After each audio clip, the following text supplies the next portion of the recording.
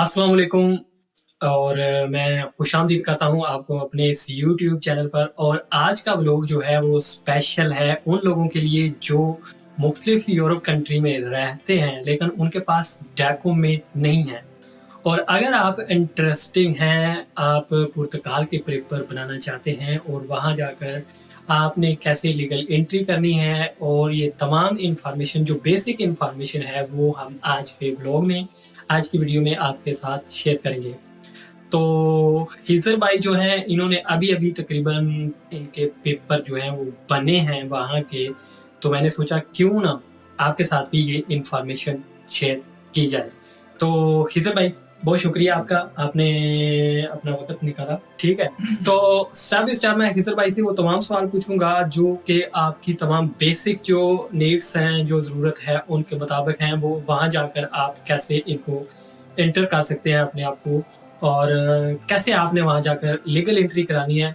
तो खिज़र भाई सबसे पहला जो सवाल है वो है लीगल एंट्री का, कि जैसे ही आप वहाँ पर इंटर होते हैं तो लीगल एंट्री की रिक्वायरमेंट क्या है? बिस्मिल्लाहिर्रहमानिर्रहीम। लीगल एंट्री की जो रिक्वायरमेंट है वो है आपके पास जी आप किसी यूरोपियन कंट्री में रह रहे हैं, शेंगन जोन में रह रहे हैं और वहाँ से आप जाते हैं या आप शेंगन वीज़े पे आते हैं किसी कंट्री में और वहाँ से आप वहाँ पुर्तगाल में शिफ्ट होते हैं, तो आपके पास बोर्डिंग पास या टिकट होनी चाहिए। सबसे पहले तो ये है। और वहाँ पे आप जब पहुँचते हैं लिस्बन सिटी में या कोई भी सिटी है बड़ी, इनके पोर्तो है या फारो है या कोई भी अल्बुफेरा है, तो किसी भी सिटी में आप जाते हैं तो सबसे पहले होटल में जाएं और रात वहीं गुजारें और होटल वाले ही आपकी लीगल एंट्री करवा देंगे और उसके लिए आपके पास प्रूफ होना चाहिए टिकट का। मसलन अगर कोई आदमी यहाँ से बाय टैक्सी जाता है, जैसा कि काफ़ी लोग, आपको पता है कि यूरोप में कंट्रीज़ में एक जगह से दूसरी जगह टैक्सी का भी जो है वो बहुत ही इजीली जा सकते हैं। तो उसके बारे में मुझे इतना मालूम नहीं है, लेकिन जितना जो लीगल वे है वही मैं आपको बताऊंगा सही है, ताकि लोगों को सही गाइडेंस मिल सके। ठीक है। उसके लिए जो है ना वो टिकट का होना ज़रूरी है ताकि वो कल को जब आप फिंगर देने के लिए जब आपके एक्सेप्ट हो जाते हैं डॉक्यूमेंट और फिंगर के लिए आप जाते हैं तो वो उस वक्त आप से मांग सकते हैं कि आप कैसे आए हमारे मुल्क में, प्रूफ दो। ठीक है, तो उसके लिए लाजमी है कि आपके पास इस ये तो हो गया कि लीगल एंट्री आपकी कैसे होनी चाहिए, मतलब कि आप अगर बाई एयर जाते हैं या बाई बस जाते हैं, आपके पास टिकट होनी चाहिए लीगल एंट्री के लिए। उसके बाद जो सेकंड मेरा सवाल है आपका, आपके साथ फाइनेंस नंबर जो है वो कैसे निकाला जा सकता है? हाँ जी, फाइनेंस नंबर के लिए सबसे पहले जो लीगल एंट्री होगी आपकी, ठीक है। लीगल एंट्री होने के बाद आप वहाँ के कोई भी रेजिडेंस है वहाँ का जो लोकल है वो आपको मिल जाता है, या किसी से रब्ता करते हैं दोस्त अहबाब से, तो आप उनको साथ ले जाएं, वो आपकी गारंटी देंगे कि ये मेरे साथ रह रहा है, या जैसे भी वो गारंटी देगा, अपना कार्ड देगा और आपके पास पासपोर्ट हो, ठीक है। उसके लिए आपके पास शनाख्ती कार्ड जो हमारी आइडेंटिटी है वो इंग्लिश में हो, उसका एड्रेस जो आपका होम कंट्री का एड्रेस हो इंग्लिश में लिखा हो, ताकि वो फर्स्ट टाइम जो आपका फाइनेंस बनता है उसके ऊपर वो आपका होम एड्रेस जो कंट्री का है वो लिखते हैं। तो इसी तरह ये बन जाता है और उसकी कोई तकरीबन फीस नहीं है, अगर होगी तो 5-10 यूरो होगी, वो भी उनके ऑफिस में देनी पड़ेगी। सही है। इसके बाद जो है नेक्स्ट स्टेप जो है वो कौन सी चीज़ है? मसलन एड्रेस है वहाँ का बनाने के लिए जो? हाँ जी, एड्रेस।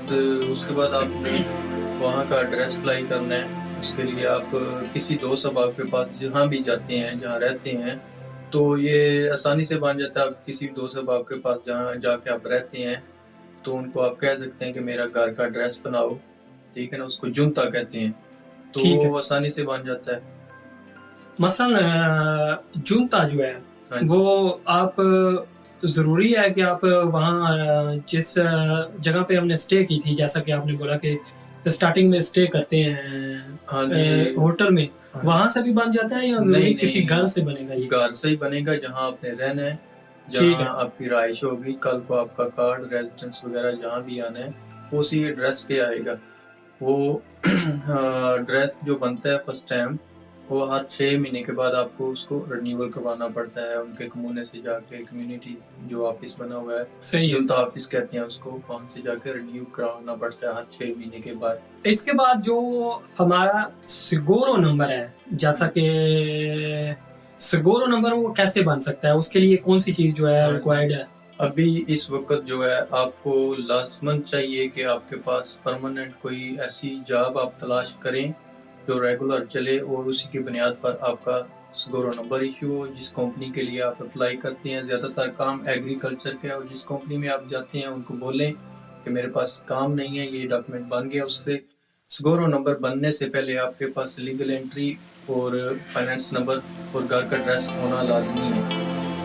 तो तभी आपका जिस कंपनी में भी आप जाकर काम करेंगे वो आपका बआसानी तरीके से आपको साथ लेके जाएंगे कंपनी का मालिक, और आपका सिगोरो नंबर बनवाएगा, अप्लाई करेगा। ठीक है।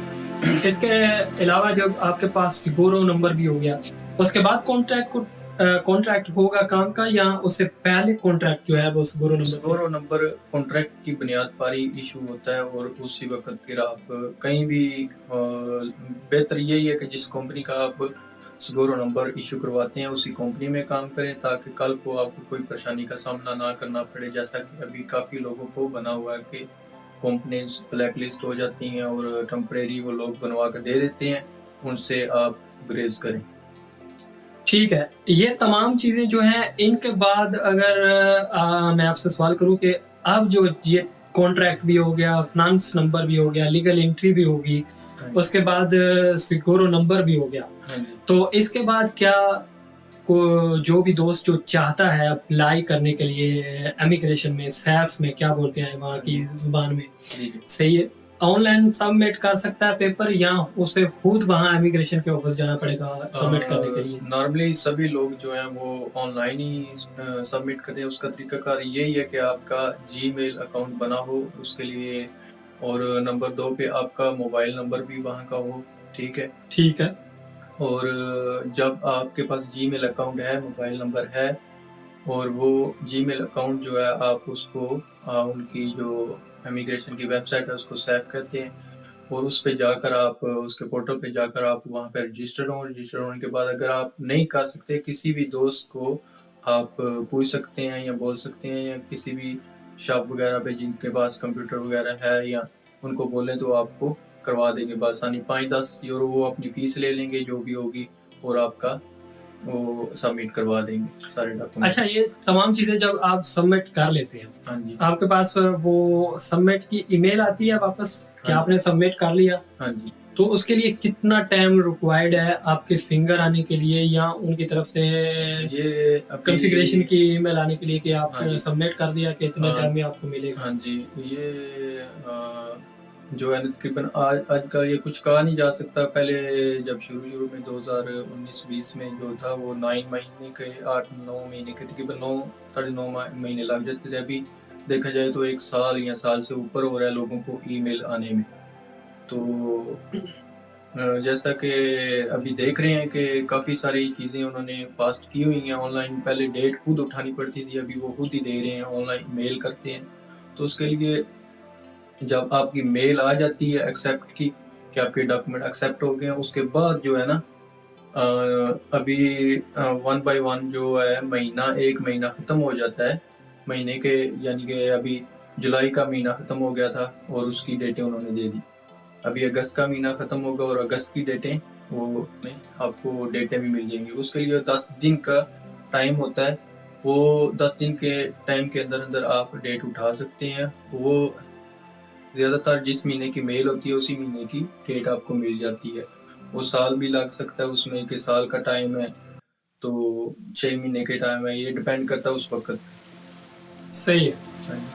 मतलब ये तमाम प्रोसेस जो है वो सबसे पहले लीगल एंट्री होनी चाहिए आपके पास। जब आप यहाँ से जाते हैं, ज़रा आपके पास जब भी आप जाएं पुर्तगाल में, तो जब जाते हैं तो टिकट बस की लेकर जाएं वहाँ, तो आपको वहाँ लीगल एंट्री कराने में मुश्किल नहीं बनेगी। बस अगर भी ले आप लें, बाय एयर जाते हैं तो बाय एयर जाएँ तो आपके पास वो भी टिकट या बोर्डिंग पास होना चाहिए, ताकि कल को आप इमिग्रेशन में जब फिंगर देने के लिए जाते हैं तो उनको कोई ज़्यादा फिर वो सवाल नहीं पूछते कि कैसे आए हो हमारे मुल्क में, आपने कैसे एंट्री की है, उसका प्रूफ दो। सही है। तो आपके पास ये लीगल एंट्री के लिए बस की या बोर्डिंग कार्ड जो है वो आपके पास ज़रूर होना चाहिए और उसे आपने कहीं पे सेफ रखना है ताकि जब आप नेक्स्ट पेपर अप्लाई करते हैं और आपका फिंगर टाइम आ जाता है तो आपके पास ये तमाम चीज़ें ज़रूर होनी चाहिए। उसके बाद फ़िनांस नंबर जो है वो भी आप भाई ने बताया कि आप कैसे हासिल कर सकती हैं। स्कोरो नंबर जो है वो भी बताया आपने, होम एड्रेस जो है वो भी बताया आपको कि कैसे वो कर सकते हैं। ठीक है? ये तमाम चीज़ें जो है वो मैं पीडीएफ फाइल में नीचे आपको लिंक दूँगा, वहाँ से आप जाके ये डाउनलोड भी कर सकते हैं और कंप्लीट तरीका जो है वो मैंने जो भी भाई ने चीज़ें बताई हैं वो मैं इंशाल्लाह उसमें टाइप करके आपको बता दूँगा किस-किस वेबसाइट पर जाना है, कैसे अप्लाई करना है, वो भी इंशाल्लाह मैं कोशिश करूँगा पीडीएफ फाइल में आपको दे दूँ। तो आज की वीडियो जो है वो मैं चाहता हूँ कि यहाँ तक ही रखूँ ताकि आपको ये इन्फॉर्मेशन जो है वो आपके पास लीगल एंट्री, फाइनेंस नंबर, उसके अलावा जो सिक्योरो नंबर जो है, होम एड्रेस और कॉन्ट्रैक्ट जो है वो भी भाई ने बताया कैसे बनता है, वो भी आपने कर लेना है। उसके बाद आप अगर खुद अप्लाई कर सकते हैं तो ये मुश्किल नहीं है, आप खुद भी ऑनलाइन अप्लाई कर सकते हैं। जैसे आपको थोड़ा-सा पता जो है वो मालूमात ज़रूर होनी चाहिए कि आपने कैसे अप्लाई करने हैं। वहाँ काफ़ी दोस्त कम्युनिटी है, पाकिस्तान की भी है, इंडिया की भी है, बांग्लादेश की भी है, तो कोशिश अगर आप करेंगे तो आपका ये भी काम ईज़िली हो जाएगा। अगर नहीं कर सकते तो वहाँ कुछ लोग ऐसे हैं दोस्त पाकिस्तानी या इंडियंस जिनकी अपनी शॉप्स हैं, वो भी आपसे 10, 15 या 20 यूरो लेकर आपके पेपर जो है वो ऑनलाइन अप्लाई कर सकते हैं, वो मुश्किल नहीं है। तो उसके बाद डेट फिंगरों की डेट जो है वो डिसाइड करती है इमिग्रेशन ऑफिस जो है सैफ, वो डिसाइड करते हैं कि कब की आपको डेट देनी है। लेकिन अगर आप वहाँ रहते हैं नंबर आपके पास वहाँ का होना चाहिए, अगर आप अपना अकाउंट ओपन करा लेते हैं वो भी अच्छा है, क्योंकि कल को जब आपको वो मसाइल आते हैं इमिग्रेशन, जब आपकी कंप्लीट पेपर बनने के टाइम आता है तो आपके पास ये तमाम चीज़ें ज़रूर होनी चाहिए। क्योंकि सर भाई हाँ जी। इसके अलावा कुछ और चीज़? इसके अलावा जो सबसे ज़रूरी चीज़ है वो फाइनेंस के लिए ये है कि आपका जो होम एड्रेस है, होम कंट्री एड्रेस है, वो इंग्लिश में होना, उसका कोई ना कोई प्रूफ होना चाहिए। अगर ये शनाख्ती कार्ड पर नहीं है तो कोई ऐसा प्रूफ हो, डेट ऑफ बर्थ या ड्राइविंग लाइसेंस पे वो होम का एड्रेस वो होना लाजमी। अच्छा, इसके अलावा एक सवाल मैं आपसे पूछना भूल गया हूँ, पीसीसी जो है वो क्या चीज़ है? उसके लिए वो क्या पीसीसी जो है वो क्रिमिनल सर्टिफिकेट भी कह दें, क्लियरेंस सर्टिफिकेट भी होता है। इंडिया, पाकिस्तान, बांग्लादेश जो किसी भी कंट्री का, वो उस वक़्त भी ज़रूरी होता है। अगर कर दें तो ज़्यादातर वो उनको वैलिड चाहिए होता है, 6 महीने या 3 महीने की वैलिडिटी होती है। तो वो जब फिंगर देने के लिए जाते हैं तो उस वक़्त वो वैलिड माँगते हैं।